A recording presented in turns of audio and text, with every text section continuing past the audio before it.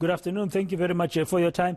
I guess overall, Umalusi giving a stamp of approval to the 2021 matric results is a good thing, especially because the matriculants of 2021 have been under the tough conditions of the pandemic since they were in grade 11 in 2020. So they were really affected by the pandemic. Yes, Dan, good afternoon, and good afternoon to the listeners.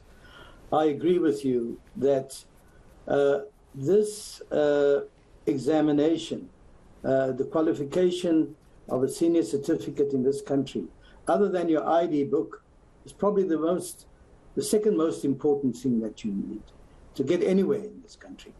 And I am happy that over 800,000 people who wrote the exam, plus those that wrote other assessment bodies and other qualifications. We dealt this December with over 1 million young people who are all South Africans, and their life choices will be impacted by the decisions that we make. So we take the issue of quality. We don't want to give anybody, as somebody said, a rope of sand to get out from where they are, and they grab onto the rope, and it's not a good quality. So we are not trying to win a popularity contest. We are trying to make sure that what people are getting is worth the paper it's written. Yeah, now the results are going to be released on Thursday, and as we saw from that High Court decision in Pretoria a little bit earlier, they will also be published in media and the other relevant platforms. Without giving away too much in terms of the numbers and everything, from that quality perspective, are you satisfied as Umalusi that there's been an improvement, especially because we know that, I mean, all the way from 2020 to 2021, those people who were in the class of matric class of 2021 were studying under very tough conditions, change the situation because of the pandemic? Yes, Dan, I do think that one must remember that Umalusi does not deal with the total, the aggregate. What it does is it does subject by subject. So I can tell you how mathematics compared this year with last year. I can tell you each and every one of the 67 subjects. But what the overall percentage is, I don't know.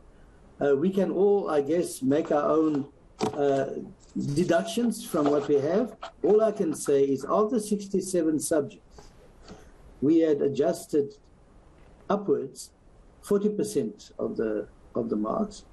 And we adjusted mainly downwards for only 8% of the marks, and we left as raw 52. So yes, there was a need, given all the challenges that learners were facing, given the changes in the curriculum. They did not, on the raw score, do as well as last year. But they were within the ballpark, because all of these adjustments, whether they're up or down, were actually quite small in comparison. So I don't think it's a major departure from last year.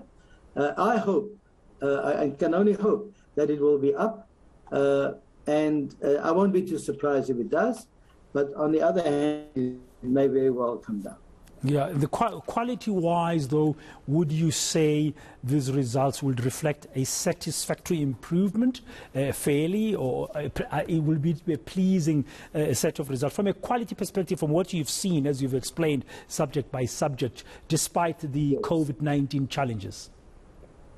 Yes, we constantly have to remind ourselves as a quality assurer that, in a sense, we, not only the auditor, but we are accountable to the people of South Africa as determined by the Constitution of South Africa.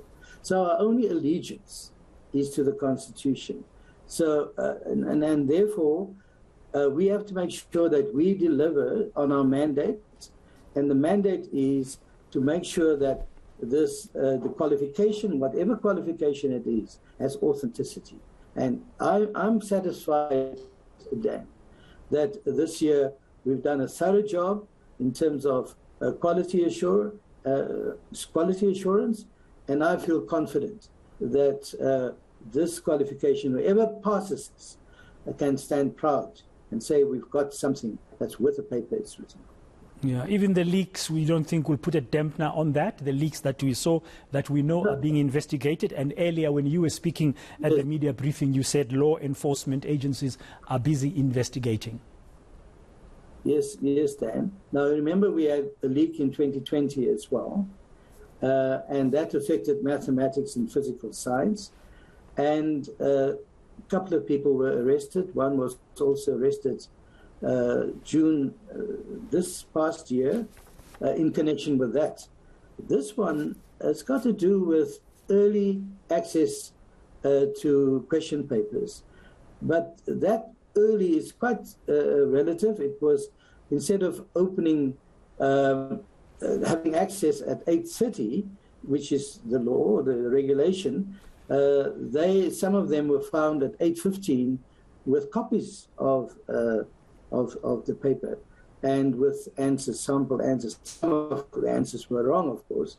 But so the investigation affects 2 learners at the school in Gauteng and another one in KZN, and it impacts on life sciences, paper 1 and paper 2, and agricultural sciences, paper 1.